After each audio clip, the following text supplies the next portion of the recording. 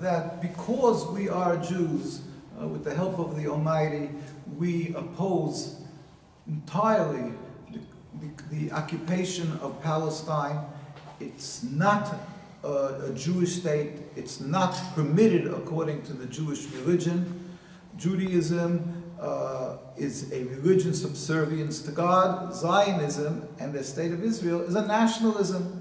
And it's clearly spelled out in the Torah that Jews, since the destruction of the temple, we are not permitted to have our own sovereignty, our own state, till when God will reveal His glory throughout the world, where all humanity will serve Him in harmony.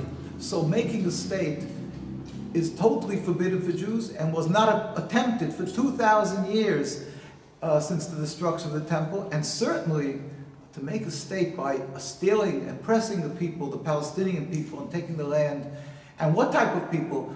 The Muslim countries and in Palestine included, Jews enjoyed the hospitality and the home and friendship of the Muslim and Arab communities. And now, to take their home away and say they hate Jews, and that's why we have a religious conflict between Jews and Muslims, this is just a terrible, despicable Nakba, tragedy, and a falsification of the truth.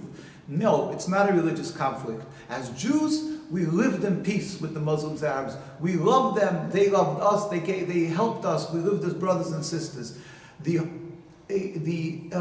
sole issue, what caused this rift, this turmoil, and all the suffering and bloodshed is the creation of this Zionist ideology, of this new nationalism, ersatz Judaism, a new Judaism, to come and take a piece of land when it's forbidden for us, ignoring the words of all our Torah sages. We have books put out, the rabbis speak out, and on our site, NKUSA, we put out a bunch to show the truth, how all the rabbinical authorities, one by one, or universally, in Palestine, pleaded with the world. This is not, our name is hijacked. Our identity, the Star of David, is hijacked by people who are doing evil.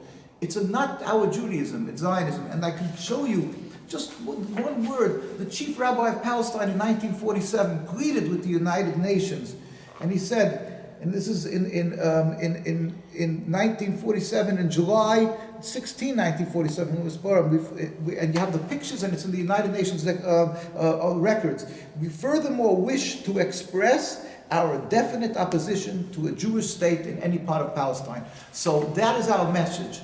There's Judaism, subservience to God, praying for a free Palestine, and crying for the suffering of the Palestinians, and there's Zionism that is going with the head in the wall and creating bloodshed and suffering.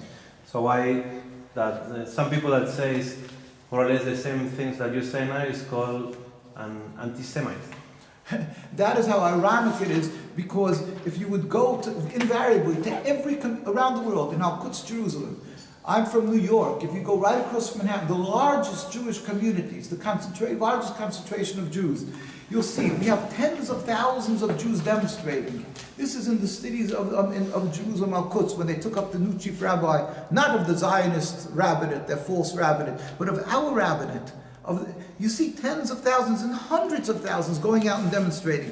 You can see this happening in New York all the time, and from our communities going out right across from Manhattan, from our large community in Williamsburg, where there's not one Israeli flag in this whole large community. And we go out to Manhattan from around New York and around the world demonstrating. We have these demonstrations of literally tens of thousands. This is in front of the Israeli embassy, and then we go in front of the United Nations. Here is in front of, when we're going in front of the White House. When Netanyahu went to visit President Obama, you can see these demonstrations.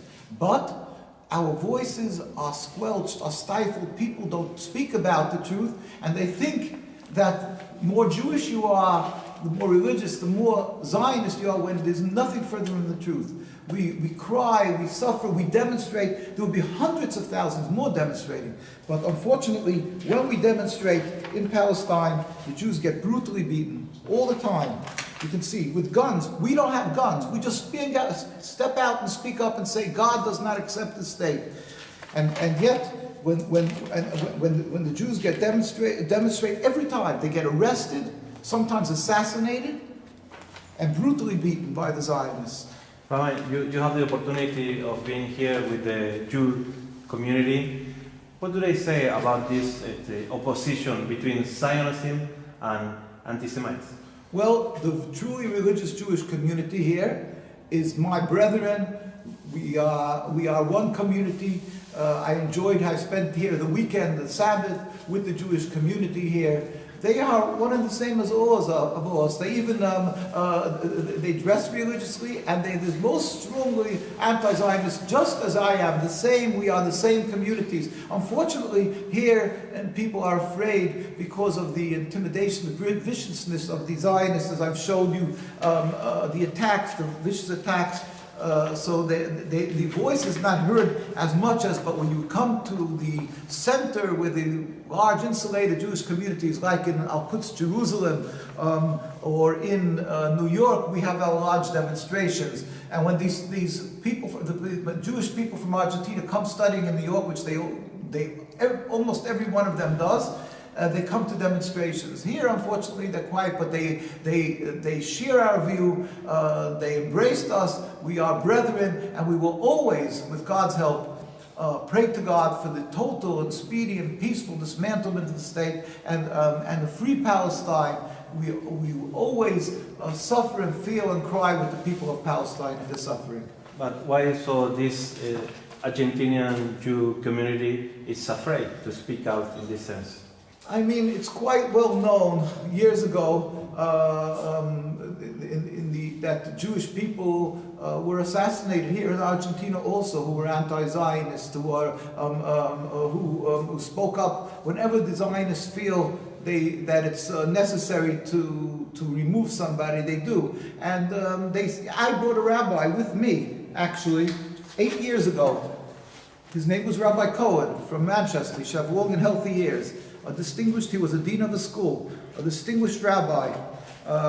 Here you see, this is what they've done to him. This is a synagogue in the center of London, how they desecrated the synagogue because we are anti-Zionist. This is his car, Rabbi Cohen's car. And we have many, many pictures. Here's Rabbi Cohen. He spoke here in Argentina. We both traveled around in Argentina, and his bullets were shot in his house. He's constantly harassed. And this is what happens to the ones, distinguished scholars, peaceful people, who are simply trying to give the message of God. And people see this, and they're fearful of being outspoken. But God help, will change this world, because God is almighty and good and compassionate. And one day, as He wrote in the Torah, why are you rebelling against me? You will not be successful. We see there's 68 years of the Zionist state. 10 years doesn't pass by in a peaceful occupation. So God will help one day, and we hope and yearn and pray that it should happen peacefully and speedily. This total removal of the impediment to peace, the cause of anti-Semitism, because Zionism is contrary to what they say.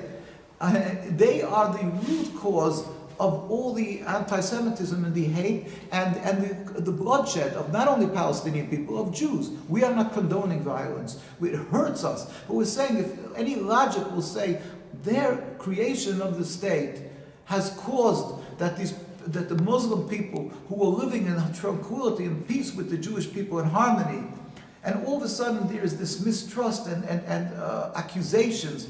It's because not of the religion, it's because of their political movement, their new Judaism, their nationalism that was never in Jewish history for 2,000, 3,000 years. It's a new movement, 100-odd years only.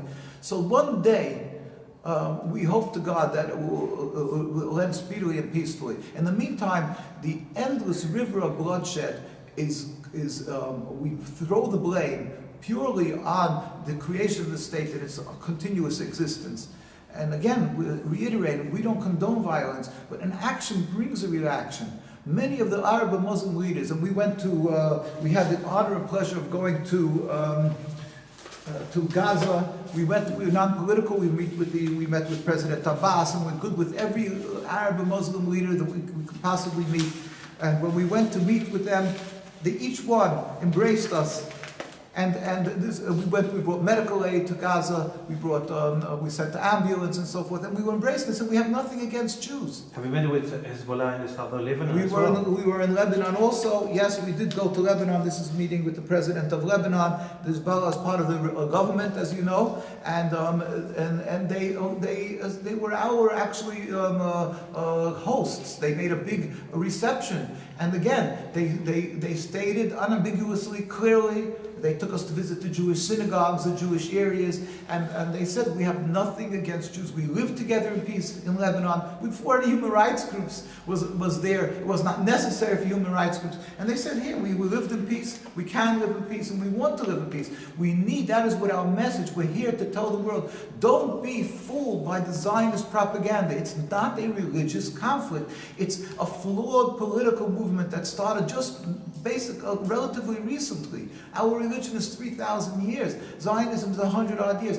It's like a piece of sand in an eye. Remove the impediment to peace, and we can live in peace. We went to Iran, and of course, everybody vilifies the leaders of Iran, that they're anti-Semitic. And we went, again, we're not political. We met with President Khatami, we met with President Ahmadinejad, we met, we just recently with Zarif, the foreign minister, we just met with him. We are constantly, we met with the Ayatollahs, my predecessors met with Ayatollah Khomeini, we met with Ayatollah Khamenei, and each one, Ayatollah Khomeini had signs, and we have the signs that said that we do not have anything against the Jewish religion and so forth. Signs like that, big signs there.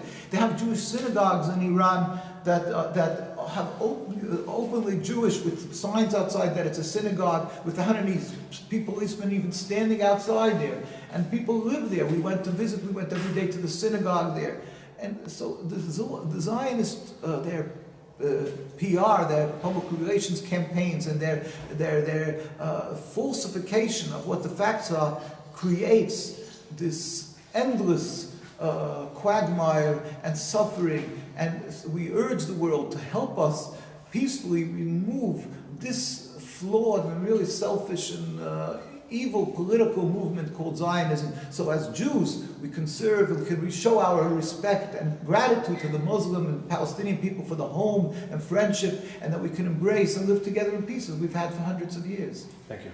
You're welcome.